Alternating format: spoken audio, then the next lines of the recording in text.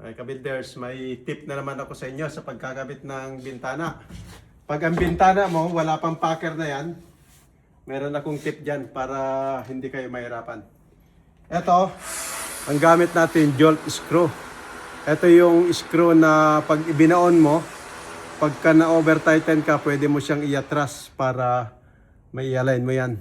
Ito yung screw na to. Hindi na kailangan ng countersink. So, ganito mga idol ang way ko.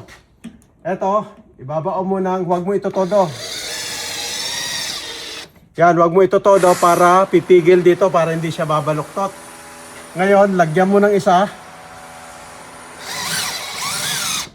Ito yung ibabao mo diretso. Yan, saka mo iatras bagya. Yan. Ito, ibao mo na to.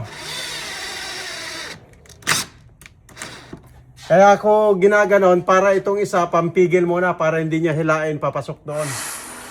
Isa pa.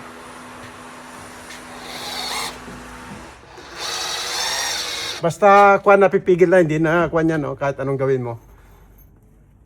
So ilagay mo yung isa. Diretso. Ito hindi niya mahihila yan gawa ng pampigil yan, no? Tapos bao mo to ngayon.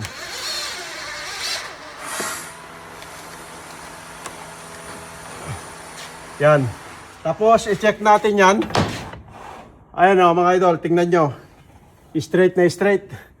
So, ganyan lang. Tapos, saka mo na lang sisiksikan dito ng packer.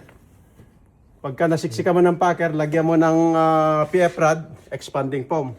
So, ganun lang mga idol ang technique yan. Sana may napulot kayong idea.